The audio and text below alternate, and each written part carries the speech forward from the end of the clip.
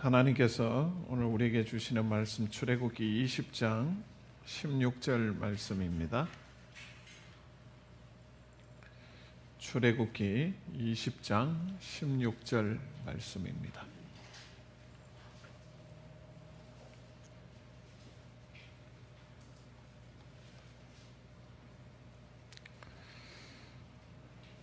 한 절입니다. 다 같이 합독하도록 하겠습니다. 시작. 내 이웃에 대하여 거짓 증거하지 말라. 아멘. 한 번 더 읽겠습니다. 시작. 내 이웃에 대하여 거짓 증거하지 말라. 아멘. 하나님께서 이 말씀을 통하여 은혜 주시기를 원합니다. 삶의 기준 10마디 말씀 10번째 거짓 증거하지 말라라는 말씀을 함께 나누도록 하겠습니다. 우리 오늘 홍장로님도 기도해 주셨고 우리 매번 기도하시는 분들이 교회 건축을 위해서 기도해 주십니다. 지금 조합과 건축비 보상 문제로 막바지 협의 중에 있습니다. 거의 잘 마무리되어 갈 것 같았는데 코로나19 때문에 좀 지연이 되고 있습니다. 제가 최근에 제일 어려운 것 중에 하나가 협상에서 거짓말의 유혹을 이겨내는 것이 참 쉬운 문제가 아니구나, 참 어려운 문제구나 라는 생각을 많이 하게 되었습니다. 저는 목사고 목사는 거짓말을 안 해야 되는데 이 협상 테이블에 앉아서 조합과 협의를 하다 보니 이 거짓말에 대한 유혹을 순간순간 겪게 됩니다. 이미 건축을 마친 교회나 또 다른 건축 전문가들의 조언과 또 도움을 받기 위해서 이렇게 만나면 늘 한결같이 하는 이야기가 없는 것은 있는 것처럼, 있는 것은 더 크게, 더 포장해서 이야기하면 많은 보상을 받고 그게 좋은 협상이다라고 그렇게 조언을 해줍니다. 그 이야기를 들으면 해야 될 것 같고 또 그렇게 해야만 하는 걸로 그렇게 생각이 듭니다. 그런데 저도 순간순간 흔들릴 때가 있었지만 우리 건축위원들, 장로님들 또 위원들과 함께 마음을 나누면서 기도하면서 우리는 그래도 하나님께서 주시는 지혜를 따라 바르게 전공법으로 가자 그렇게 결정을 했지만 그 과정은 그렇게 쉬운 길은 아니었습니다. 그래서 우리가 조합에 할 수 있는 일은 솔직하게 이야기를 하고 할 수 없는 것은 할 수 없다고 이야기를 하고 그리고 우리의 건축비와 또 들어갈 수 있는 그런 규모를 정확하게 자료를 제공하고 해서 우리는 숨김이 없이 탈탈 털어도 또 숨기는 것이 없는 정직한 협상을 하고 있다는데 주력을 했습니다. 그럼에도 불구하고 처음에는 간격이 너무 컸습니다. 그래서 순간순간 제가 흔들렸다고 하는 것은 이렇게 하는 것이 옳을까에 대한 그런 물음이 굉장히 자주 왔다는 겁니다. 그렇지만 우리 건축위원들이 중심을 잘 잡고 기도하면서 우리의 그런 정직한 모습으로 갔더니 그 간격이 점점 좁혀졌고 마침내 협상 종료 직전까지 오게 되었지만 아직 합의에 이르지는 못했습니다. 여러분들은 어떻습니까? 최근 어떤 일로 어떤 상황에서 거짓말에 대한 유혹을 강하게 느끼셨습니까? 오늘 우리가 읽었던 계명 제9계명은 공적인 자리에서 사적인 자리에서 거짓말하지 말라. 다르게 표현하면 그런 내용입니다. 우리는 종종 어떤 사실에 대한 대화를 하면서 거짓말에 대한 충동을 많이 느낄 때가 있습니다. 또 취직을 앞두고 또 알바 자리나 이런 자리를 구할 때 거기에서 요구하는 이력서나 자기소개서를 요청할 때에 거기에 대한 좀 더 포장된 자기소개를 하고 싶은 그런 유혹을 많이 느낀다라고 그렇게 이야기하는 분이 있습니다. 최근에 정치인이라고 해야 되나요? 장관이라고 해야 되나요? 그 한 가정에 이야기가 오늘날 우리에게 많이 회자되고 있는 내용도 그와 같은 것입니다. 이력서, 한자로 보면 발벌리, 신리, 그 다음에 역사역 이런 씁니다. 이력서는 자기가 걸어온 발걸음의 역사, 자기가 살아온 삶의 역사, 이것을 이력서라고 이야기를 합니다. 이 이력서에 조금만 변형만 하면 나에게 좋은 일자리와 좋은 기회가 올 수 있다면 우리는 조금 더 주저하지 않고 할 수 있는 그런 마음의 준비를 다 가지고 살아가는 그런 시대에 우리가 있지 않나 생각을 합니다. 누군가에게 자신의 일과 능력과 성과를 소개해야 된다면 또 그런 충동에 우리는 휩싸이게 됩니다. 또 누군가로부터 어떤 사람에 대한 평가를 부탁을 받게 되면 나와 늘 라이벌과 경쟁 상대에 있는 사람이라면 그 사람을 이기기 위해서도 거짓말의 충동을 느끼고, 미운 사람이고 싫은 사람이면 그런 이유 때문에 또 그런 충동도 우리에게 끊임없이 오게 되는 것입니다. 재정의 문제, 관계의 문제, 이 모든 문제에서 이런 유혹을 우리는 강하게 느끼게 됩니다. 전문가들이 사람은 몇 살 때부터 거짓말을 할까 연구를 했는데 몇 살 때부터 할 것 같습니까? 연구 결과에 말하면 만 3세부터 사람은 거짓말하기 시작을 한다 이야기를 합니다. 또 어떤 연구 결과에 사람은 하루에 평균 몇 번 거짓말을 할까? 미국의 서던 캘리포니아 심리학자인 제럴드 제리슨이라는 연구팀에서 20여 명의 사람의 몸에 초고성능 마이크와 카메라를 달고 그 사람이 오랜 기간 동안 생활하도록 그렇게 했습니다. 부착한 그걸 통해서 아주 사소한 말, 의례적인 말까지 다 캐치를 하는 그런 연구조사를 했다는 겁니다. 데이터가 나왔는데 사람은 하루에 평균 약 200번 거짓말을 하고 이걸 분으로 나누면 8분마다 약 한 번씩 거짓말을 한다라고 이야기를 합니다. 특별히 거짓말을 많이 하는 사람들을 이렇게 꼽았는데요. 꼭 이럴까 이런 생각도 해봅니다. 사회적 접촉이 많은 사람들인데 판매원, 정치인, 언론인, 변호사 등이 더 많은 거짓말을 하는 사람들이다라고 이야기를 했습니다. 2017년에 EBS에서 거짓말이라고 하는 특별 기획 프로그램을 진행한 적이 있습니다.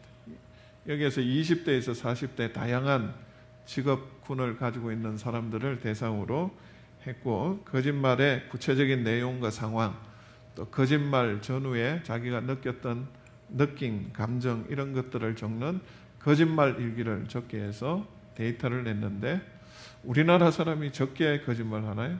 평균 하루에 3번 거짓말한다 이렇게 통계가 나왔습니다. 왜 이런 데이터 값의 차이가 있을까? 거짓말을 많이 이렇게 차이가 나게 할까? 그게 아니라 거짓말에 대한 개념을 어디에 정의하느냐에 따라 하루에 200번도 할 수 있고 하루에 최소한 3번도 할 수 있다라고 그렇게 이야기를 합니다. 오늘 읽었던 우리 9계명 내 이웃에 대하여 거짓 증거하지 말라. 여기에 보면 단서가 하나 있는데 내 이웃에 대하여라고 단서를 붙이고 있습니다.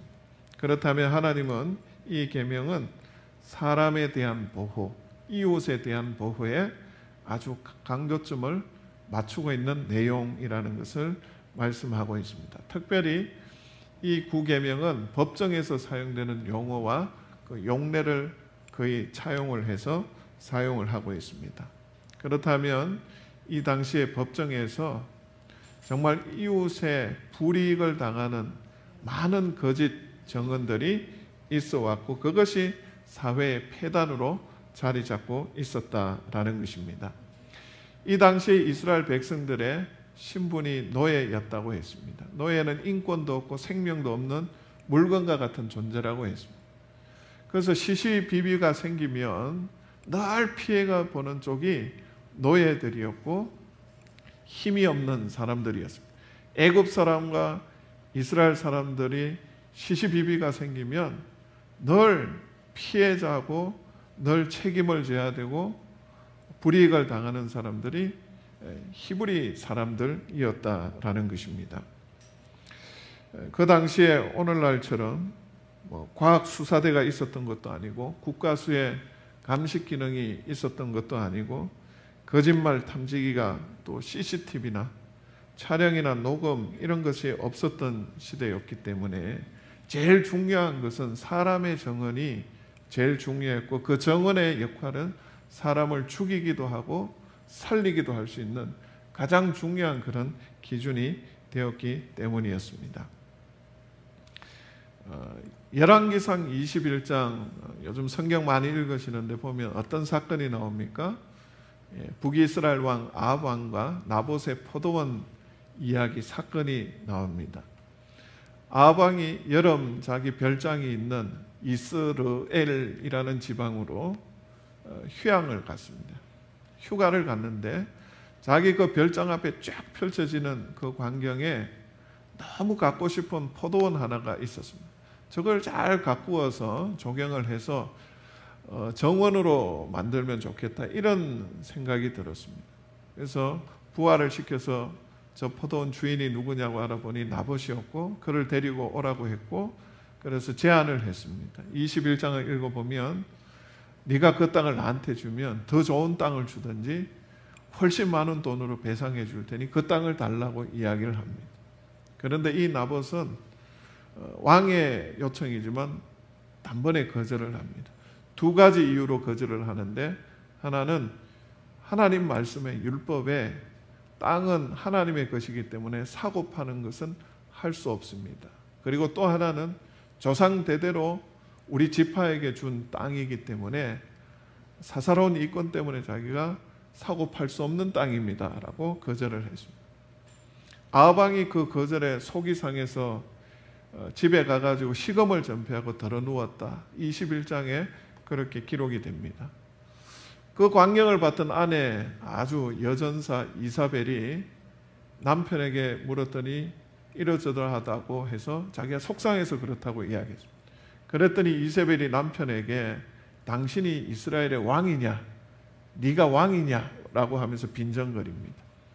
그러면서 남편의 왕 도장을 훔쳐서 위조를 해서 편지를 씁니다. 왕이 보낸 것처럼 나봇이 사는 동네의 유력인들에게 편지를 보내서 나봇을 높이 올리고 존경해 주라는 그런 어명을 내립니다. 그 편지를 받은 그 동네 유지들이 어쨌든 왕의 명령이니까 나봇을 높이고 막 존경하면서 엄청 띄우는 겁니다. 그런데 이세벨이 그 사실을 통해서 음모를 꾸미기 시작합니다. 나봇이 왕을 제거하고 전복하려고 왕을 모독하고 있다. 그리고 또 하나님을 모독하고 있다라고 하는 소문을 퍼뜨립니다. 그러면서 율법에 두세 명의 정인이 동일된 정언을 하지 않으면 죽일 수 없다는 것을 알기 때문에 불량배 2명을 돈으로 매수하는 사건이 21장에 기록이 됩니다. 그래서 법정에 섰습니다. 그래서 물었습니다. 사람이 한 명이 이야기하면 에이 그런 일 없어. 2명이 이야기하면 정말 그래? 3명이 그러면 뭐라고 그럽니까? 정말이네 라고 이야기하지 않습니까? 그렇게 해서 나봇이 거기에서 하나님 모독죄, 왕 모독죄로 돌로 맞아서 처참하게 죽는 사건이 벌어집니다. 이때 하나님이 엘리야를 아합과 이세벨에게 보내서 엄중한 심판을 말씀하십니다. 불의에 대해서, 거짓 정언에 대해서 하나님이 이 아합 가문에 철저하게 심판을 내리겠다. 그 심판으로 아합과 이세벨 가정은 그 21장 이후에 보면 그 가문이 완전히 처참하게 하나님의 심판 앞에 무너지는 모습을 기록을 하고 있습니다. 신명기 17장 6절 말씀 다 같이 한번 읽겠습니다. 시작. 죽일 자를 두 사람이나 세 사람의 증인으로 죽일 것이요 한 사람의 증인으로는 죽이지 말 것이며. 문제는 두 사람 증인, 세 사람이 또 거짓 증언으로 담합할 수 있다는 것이죠. 그렇지 않습니까? 그래서 하나님은 또 위정자에 대한 처벌을 또 말씀을 하십니다. 신명기 19장 18절에서 19절 다 같이 한번 읽습니다. 시작. 재판장은 자세히 조사하여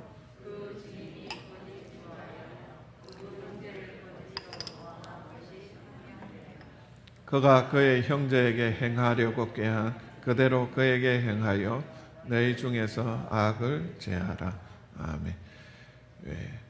담합해서 위정하게 되면 원래 그 사람이 문제 있다고 처벌했다고 했던 그 벌을 위정자에게 그대로 적용해서 실행하라고 이야기를 합니다. 이 말은 약자에 대한, 피해자에 대한 보호에 대해서 하나님이 강력한 의지를 드러낸 말씀입니다. 거짓 말의 기원은 어디에서 나왔습니까? 요한복음 8장 44절 다 같이 한번 읽습니다. 시작. 너희는 너희 아비 갈기에서 났으니 너희 아비의 욕심대로 너희도 행하고자 하니라. 그는 처음부터 살인한 자요 진리가 그 속에 없으므로 진리에 서지 못하고 거짓말 말할 때마다 제 것으로 말하나니 이는 그가 거짓말장이요 거짓의 아비가 되었음이라. 아멘. 거짓의 기원은 사탄이라는 것입니다. 여러분, 그러므로 거짓말을 습관적으로 하는 사람은 영적으로 좀 의심을 해봐야 된다라고 생각이 듭니다. 창세기 3장 1절에 보면 이 거짓의 실제적인 기원이 나오게 됩니다. 우리가 잘 알고 있는 말씀 한번 보겠습니다. 창세기 3장 1절 다 같이 읽습니다. 시작. 그런데 뱀은 여호와 하나님이 지으신 들짐승 중에 가장 간교하니라. 뱀이 여자에게 물어 이르되 하나님이 참으로 너희에게 모든 나무의 열매를 먹지 말라 하시더냐. 아멘. 이 말씀을 보면 질문이 잘못된 거죠. 뱀이 여자에게 과장법을 사용해서 질문을 합니다. 하나님이 말씀하지 않은 내용을 넣습니다. 너희에게 동산 모든 나무의 열매를 먹지 말라 하시더냐. 모든이라는 단어를 하나님이 말씀하신 적이 없습니다. 그런데 이 뱀이 이 단어를 과장해서 집어넣으면서 사실을 왜곡하기 시작을 합니다. 사단이 사람을 유혹하고 거짓말로 이끌 때에 전혀 새로운 말이 아닌 잘 알고 있는 익숙한 하나님의 말씀이나 사실을 근거로 해서 변형을 시키고 나가고 과장해 나간다는 사실입니다. 그런데 하나님이 이 말씀을 하시지 않았다고 했는데 원본은 어떻게 되어 있습니까? 창세기 2장 16절에서 17절입니다. 시작. 여호와 하나님이 그 사람에게 명하여 이르시되 동산 각종 나무의 열매는 내가 임의로 먹되 선악을 알게 하는 나무의 열매는 먹지 말라. 내가 먹는 날에는 반드시 죽으리라 하시니라. 아멘. 16절에 보면 눈을 닦아봐도 모든 동산 각종 나무의 열매는 네가 임의로 먹되 이렇게 이야기하지 않으셨습니다. 그런데 이 과장법에 여자가 걸려들어서 마침내 창세기 3장 2절에서 3절에 보면 같이 이제 여자가 과장을 하기 시작을 합니다. 다 같이 읽습니다. 시작. 여자가 뱀에게 말하되 동산 나무의 열매는 우리가 먹을 수 있으나 동산 중앙에 있는 나무의 열매는 하나님의 말씀에 너희는 먹지도 말고 만지지도 말라 너희가 죽을까 하노라 하셨느니라. 아멘. 자, 3절에 보면 만지지도 말라라는 말씀을 하나님이 하신 적이 없습니다. 그런데 뱀의 과장에 이 여자도 흥분해서 반응을 하다가 같이 과장을 하기 시작을 합니다. 그러면서 이 여자가 걸려든 것을 확인한 사단이 다시 이런 말을 합니다. 4절과 5절 다 같이 읽습니다. 시작. 뱀이 여자에게 이르되 너희가 결코 죽지 아니하리라. 너희가 그것을 먹는 날에는 너희 눈이 밝아져 하나님과 같이 되어 선악을 알 줄 하나님이 아심이니라. 아멘. 4절에 보면 결코 죽지 아니하리라 이렇게 과장을 하며 둔갑합니다. 아까 창세기 2장 16절 17절에 보면 반드시 죽으리라고 했습니다. 그런데 결코 죽지 아니해요. 말이 2번, 3번 건너가니까 비슷한 것 같은데 완전히 다른 뜻으로 둔갑하고 과장이 되었습니다. 그러면서 또 첨가를 합니다. 5절에 보면 하나님같이 될 것이다. 눈이 밝아질 것이다. 라고까지 변형을 하게 됩니다. 사단은 이런 방식으로 거짓으로 우리에게 다가오고 들어와서 사실을 완전히 다른 뜻으로 변형시켜 나가면서 세상을 거짓 세상으로 만들어 가고 있습니다. 자, 그렇다면 성경에 나오는 대표적인 거짓말 2가지 한번 혹시 생각하실 수 있습니까? 성경에 나오는 대표적인 거짓말 2가지. 여호수아 2장에 보면 기생나합이 나옵니다. 이스라엘 백성들이 가나안 정탐을 갔을 때 그 원주민한테 발각돼서 위험해졌을 때 기생나합이 자기 집에 숨겨줍니다. 그런데 그 숨겨지는 모습을 또 누군가가 보고 고발을 해서 군사들이 와서 기생나합을 이제 엇박지릅니다. 너희 집에 숨겨졌지?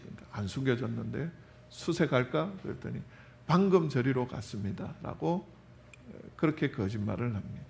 또 하나 거짓말을 보면 출애굽기 1장에 보면 히브리 산파 이야기가 나옵니다. 바로가 히브리 남아들은 다 죽이라고 했습니다. 그런데 자꾸 히브리 출생률이 높아지니까 이상하다 해가지고 봤더니 산파가 문제가 있다고 했어요. 그래서 산파들을 불러서 왜 안 죽이냐, 왜 내 명령을 안 지키냐라고 했더니 히브리 산파들이 뭐라고 이야기합니까? 히브리 여자들은 하나님이 근본적으로 튼튼하게 만드셔가지고 우리가 도와달라는 소식을 듣고 가다 보면 가기 전에 나와서 어디 갔는지 모릅니다 라고 거짓말을 합니다. 그런데 히브리서 11장을 믿음장이라고 그럽니다. 근데 히브리서 11장 23절과 31절에 보면 기생나합도 히브리 산파도 모세의 어머니도 믿음으로라고 이야기를 합니다. 믿음으로 모세가 낳았을 때 그 부모가 아름다운 아이임을 보고 3달 동안 숨겨 왕의 명령을 무서워하지 아니하였으며 믿음으로 기생나합은 정탐꾼을 평안히 영접하였으므로 순종하지 아니한 자와 함께 멸망하지 아니하였도다. 자, 이 말씀을 보면 우리가 이제 헷갈리기 시작을 합니다. 그리스도인들이 가져야 될 거짓에 대한 정의는 무엇인가에 대해서 생각을 하게 됩니다. 오늘 설교를 듣고 집에 가시는데 이런 상황이 벌어질 수도 있습니다. 엘리베이터를 탔는데 어떤 아기를 안고 들어오는 엄마가 있는데 그 아이 엄마의 아기가 너무나 못생긴 겁니다. 그래서 오늘 거짓말 하지 말라고 했지 목사님이. 그래가지고 아이 얼굴이 참 자유분방하게 생겼습니다. 이렇게 이야기하면 되겠습니까? 부모님이 어디 편찮으시다고 그래서 큰 병원에 가서 진찰을 받았는데 부모님 나가시라고 보호자만 있어서 아들이 의사 이야기를 들었더니 암이 걸렸는데 2달밖에 못 사실 것 같습니다. 잘 정돈하시면 좋겠습니다. 그 이야기를 들은 아들이 목사님이 거짓말 하지 말라고 그랬지. 아버지 2달밖에 못 사신대요. 재산 저한테 다 넘기시고 이렇게 정리하세요. 이게 정직한 아들의 모습입니까? 예, 호로 자식이죠. 그죠? 예. 여러분, 라합과 이 히브리 산파의 거짓말을 믿음이라고 이야기한 것은 사실이냐 아니냐의 기준이 아니냐의 기준보다 더 중요한 것이 있다라는 것입니다. 여러분, 사실주의, 사실이냐 아니냐, 이 사실주의가 때로는 굉장히 위험할 때가 있다는 거죠. 어떤 신혼부부가 신혼여행지에 가가지고 기분이 좋아가지고 와인도 먹고 맥주도 먹고 기분도 알딸딸하고 분위기도 좋고, 그래서 서로 이런 이야기했습니다. 서로 우리 과거 다 털고 깨끗하게 우리 신혼부부로 새롭게 출발하자. 과거에 그 어떤 일도 내가 다 용서해줄게, 다 이야기해서 거짓 없이 우리가 시작하자라고 했더니 남편 입에서, 아내 입에서 엄청난 이야기가 나옵니다. 엄청난 사건들, 엄청난 과거의 지저분한 이야기들이 다 나오면 어떻게 됩니까? 새벽 2, 3시쯤 되면 그 호텔 베란다에 누군가 술병 들고 마시고 있거나 담배 피우는 누군가를 보게 될 것입니다. 그리고 해외여행을 중단하고 돌아오든지 법원을 가든지 별거를 하든지 그런 일이 벌어진다는 것입니다. 세계 제2차 대전 때 독일 나치가 유대인들 대학살을 했어요. 800만 명을 죽였는데 그때 목숨을 걸고 유대인들을 숨겨준 사람들이 있습니다. 유대인들이 총을 머리에 대고 바로 불지 않으면 죽이겠다고 했는데 그것까지 참고 거짓말하면서 숨겨준 사람들이 있습니다. 여러분, 거짓말에 대한 정의의 제일 우선적인 가치는 사람을 살리는 데 있느냐 죽이는 데 있느냐, 이것이 가장 중요한 가치고 그 다음이 사실이냐 아니냐의 사실주의가 두 번째 가치라는 것입니다. 성경은 오늘 그것을 이야기를 하고 있습니다. 오늘 계명 이웃, 히브리 원문에 보니까 이웃의 개념을 친구, 동료, 이웃, 동포라고 그렇게 정의를 했습니다. 친구, 동료, 이웃, 동포는 식사할 정도로 가까운 사이라고 그렇게 규정을 합니다. 이렇게 가까운 사이에도 거짓 정언이 있을 만큼 인간이 타락했다는 것입니다. 거짓 증거의 뜻은 이렇게 풀이를 하고 있습니다.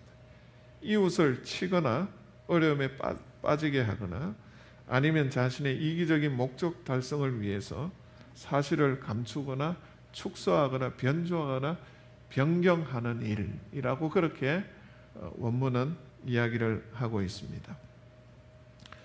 어제 설교 준비하는데 오후에 장로회 신학대학교 총장님이 저한테 전화를 하셨습니다.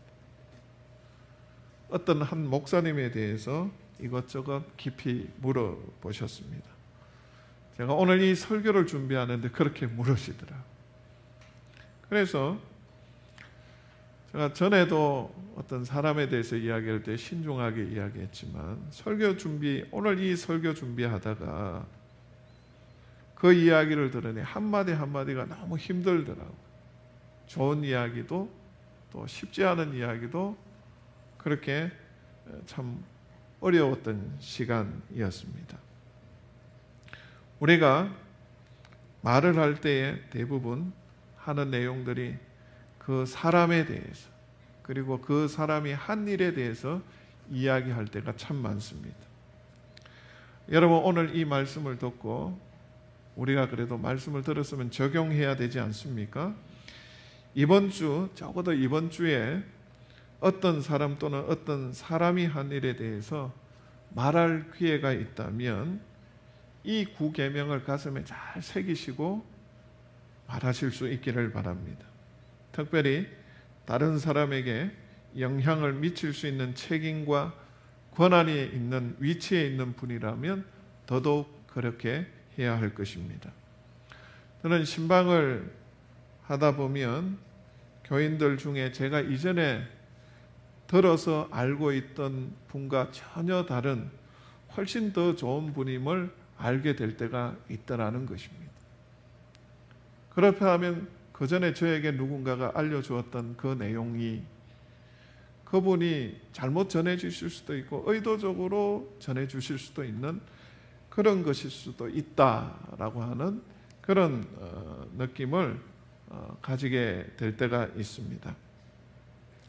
저는 오늘 이 말씀을 전하면서 적어도 우리 고향교회 성도님들이라면 적어도 저분이 하는 이야기는 제대로 된 정확한 이야기다라는 그런 이야기를 들으실 수 있는 성도님들이 되실 수 있기를 주님의 이름으로 간절히 축원드립니다. 오늘 설교 마지막 결론으로 출애굽기 23장 1절에서 3절을 읽으시고 설교를 마치도록 하겠습니다. 다 같이 읽습니다. 시작. 너는 거짓된 풍설을 퍼뜨리지 말며 악인과 연합하여 위정하는 정인이 되지 말며 다수를 따라 악을 행하지 말며 송사의 다수를 따라 부당한 정언을 하지 말며 가난한 자의 송사라고 해서 평법되이 두둔하지 말지니라. 아멘. 기도드립니다. 하나님 아버지, 무엇이 참이고 거짓인지 정말 분간하기 어려운 이 세상에서 세상이 그렇기 때문에 나도 그렇게 살 수밖에 없다고 쉽게 우리가 포기하지 않도록 도와주시고, 하나님 적어도 어떤 사람에 대해서 그 사람이 한 일에 대해서 이야기할 때 우리가 이 하나님의 말씀을 깊이 새기면서 바르게 전하고 알릴 수 있도록 인도하여 주시옵소서. 또한 내가 말하는 것이 사람을 죽일 수도 있고 살릴 수도 있는 중요한 정언이 될 수 있다는 사실을 기억하며 우리가 하나님의 자녀답게 말할 수 있도록 인도하여 주옵소서. 감사하고 예수님의 이름으로 기도하옵나이다. 아멘.